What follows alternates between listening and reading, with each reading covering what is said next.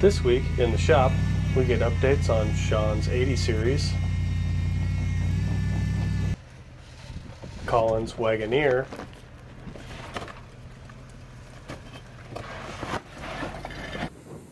and Mike's TJ.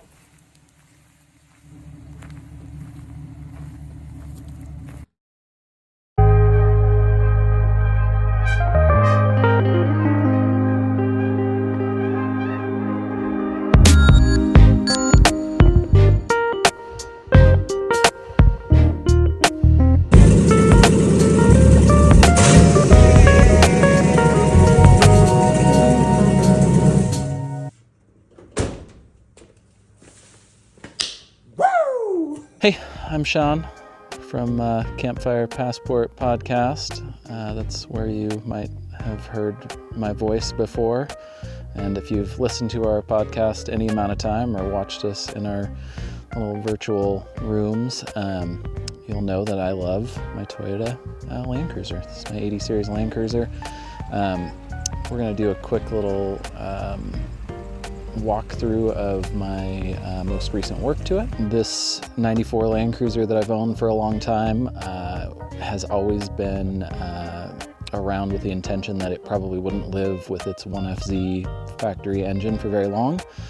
I looked at a bunch of different ideas and kind of off-the-wall things and really common things, diesel swaps and stuff like that were available for these. And eventually I just landed on the GM LS engine because it is really I think the best choice when it comes to budget, reliability, power, weight, all of those things. It really makes a lot of sense. The LS Swap the World movement is around for a reason, and I think this rig specifically works really well for that swap. They make bolt-in adapters for nearly every part of it. There's a lot of documented information. There's really no oh my God, things you've got to figure out. So I took this down at 300,000 miles, basically, with the old stock engine, pulled it out. It was actually still running fine. It's always had a little bit of noise, and it always smoked a lot. If you ever watch any of our videos, especially anything in the snow where I'm using the power, all the power that it used to have, all the time, you'd notice a ton of smoke. So anyways, it was tired. It was ready to go. So I yarded that out and then put a GM LQ9 truck engine, which is the 6-liter engine I had gotten from our buddy Tyson, who you also see on the podcast. Had a broken crank, so naturally I decided I needed to rebuild it, which makes perfect sense. What I ended up doing though is falling down a slippery slope and putting a stroker kit in it and a cam and doing some head work and yada yada yada. So I ended up building in my garage a full 6.7 408 stroker kit, comp cam, LS7 lifters, I think they're brand Thule valve springs, a bunch of just other stuff, and it went together really well. Everything was great. Put a GM swap pan. There's like a genuine part swap engine swap pan kit, which is like a H3 and Colorado and something else pan that gives it a little more clearance. 4L60 trans. If you listen to the podcast again, you will remember that I had some issues with the transmission, and not really that it was a 4L60, but because I was kind of an idiot when I put it together and I didn't seat my torque converter all the way. So anyways, Sonex performance pack in that now, and all freshened up and good to go, with the exclusion of all the clutches in there. I didn't do that. Everything looked pretty good. We'll see what happens after snow wheeling season. Mark's 4x4 adapter kit, which is in the US serviced by Atlas or Advanced Adapters. So bolt-in affair on that. You just have to chop the output shaft on the transmission and put it together. Factory cross member. A lot of people say that you have to modify the cross member or slot the holes. Not my findings. Everything on my end was great. So my factory rear driveline fits perfect. My front fit perfectly as well, except the diameter is a little off, so I had to do a smaller diameter front drive shaft. Otherwise, all my gauges inside work. I got all that sorted. I think the last time when we tried to shoot this video before, I still didn't have a working tack. There's some obscure information on the internet that's hard to find. There's a resistor on the back of the factory Land Cruiser tachometer that you have to bypass to make it work.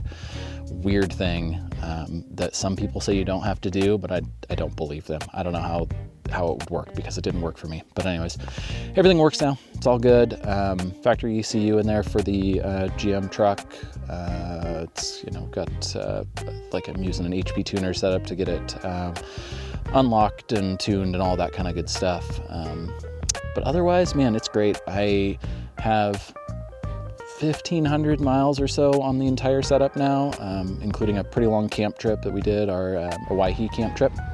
There's a lot of highway driving and a lot of just slow going, Forest Service road kind of stuff, but handled it like a champ. It gets about the same fuel mileage that it used to get, which is around 16 miles to the gallon on the highway and around 10 miles to the gallon in town. It's not great in town. I'm hoping as the tune evolves, it might maybe get a little better, but I'm not hoping for miracles there. It's a big engine, and it has, I'm hoping, at least twice the power of what it used to have. I've used wide open throttle about 3 times now, and I don't think it's revved over 4,000 RPM. Anybody that pays any attention to engine building is probably going to be yelling at me because there's like 3 schools of thought with the engine build scenario. It maybe should have been run a little harder, but I did try my hardest, disclaimer, to set it to run it against its low or on load when I first drove it. But I don't know, wasn't tuned. It seemed like it would be more dangerous to me to drive it untuned than it would be to try to set the rings as some people do. So either way, it doesn't smoke, it doesn't burn any oil now. It's beautiful. I love it. It's been great.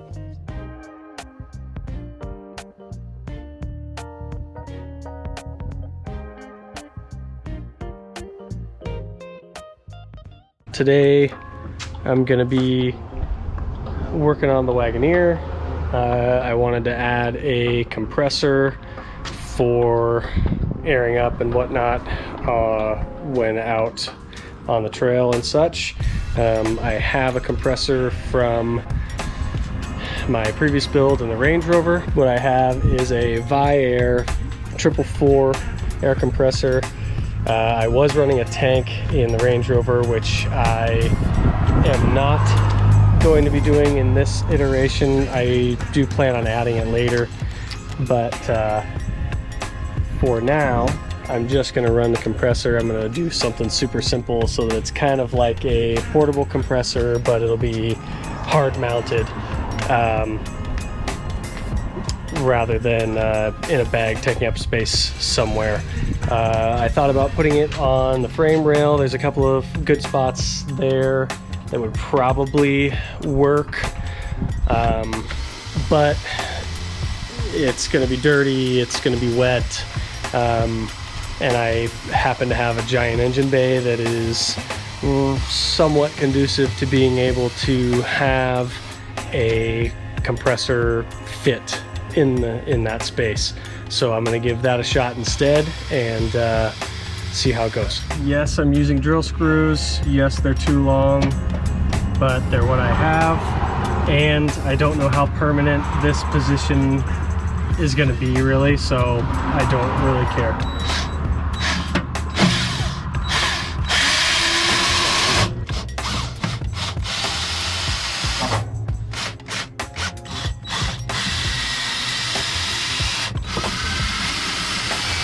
Solid enough, I think, maybe. We'll find out. So I've got a ground here that's for the main fuse panel for the rest of the truck, so I'm just going to use that for the ground for the compressor, and then I'll run the power over to that side where the battery is. As you see, I've got my ground already set here to the same ground as my fuse panel, and so now I'm just going to run this over to the battery, and I'm just going to put like a gator clip on that wire. Just going to kind of follow another set of wiring loom that comes through here right behind the grill to get from the battery over to the compressor.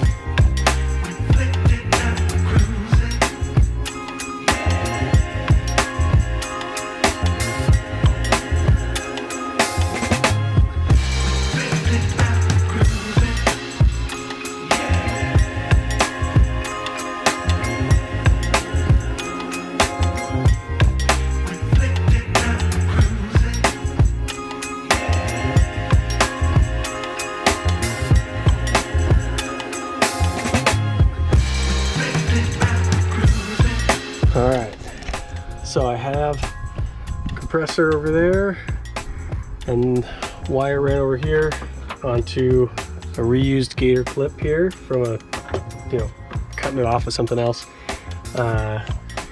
So I guess we'll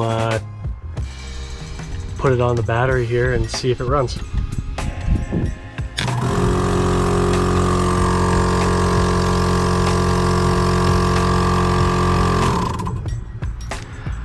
Well, it throws a couple sparks, obviously, no surprise there, but it works.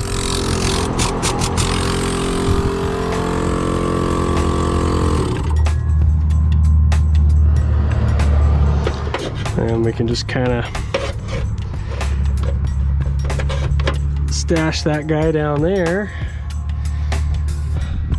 for when I actually need it. Okay, so next thing I'm maybe gonna do here is I have my hose that goes to the tires, and I'd kind of like to put it somewhere that is very easy to access when I'm using the compressor, rather than having it stashed away somewhere that I have to add another step to get it out to then be able to use the compressor, yada yada yada. And I have tons of space right here that's not going to be in the way of the hood in any way. So I'm just going to figure out a way to kind of strap this bag down here. That way I've got everything as far as airing up goes right there in one central location. Okay, so as it turns out, I have from an old tent that I upgraded to metal buckles on, some perfectly good plastic buckle with straps. So I'm just going to mount these to the wheel well and use it as a buckle to hold down the bag. So it'll just be unbuckle it, and then I can unzip the bag or take the bag out entirely if I wanted to.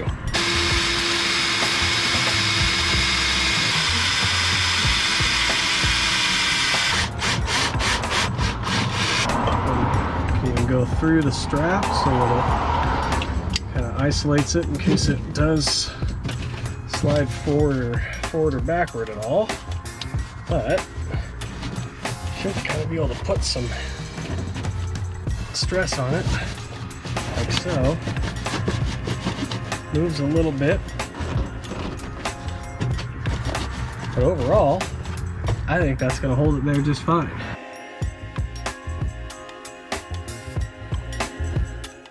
So today what we're working on is the ball joint. So the ball joint I had was not well installed. It was just a hair up, and I'll show you that in the video here in a minute. But that ball joint being not properly seated made me want to put some work in before I got an alignment, and I'll talk about that a little bit later. But if you're gonna pay for an alignment, you should make sure all the other stuff is going right. We also found that my lower ball joints, which are those Terraflex adjustable ones, they're rebuildable and stuff, those things were showing some wear and needed to be tightened back up and put back together.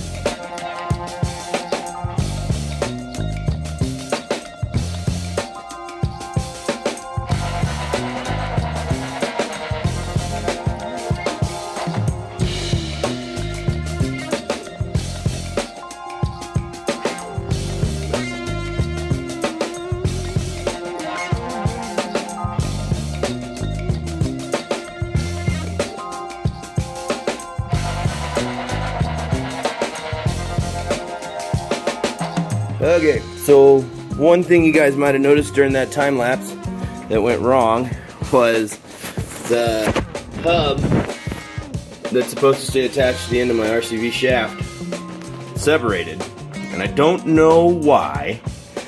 So I'm gonna go take it over to the bench and put some time in and just check this over, because it shouldn't be popping apart like that. Okay, so we've got our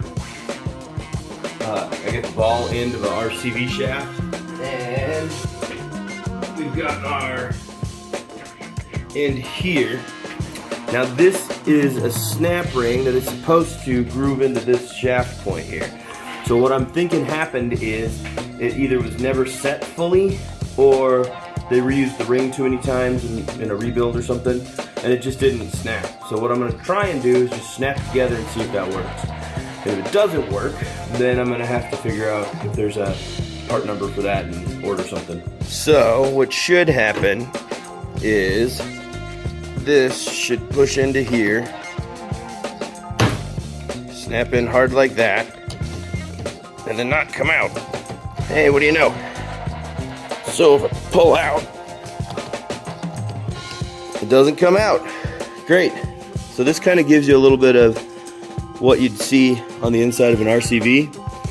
So this shaft is designed to have the ability to rotate at pretty extreme angles and still be able to do its thing.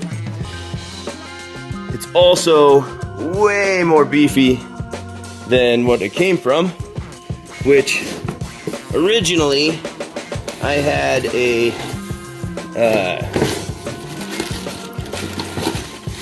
Dana 30 with these shafts. So that's chromoly.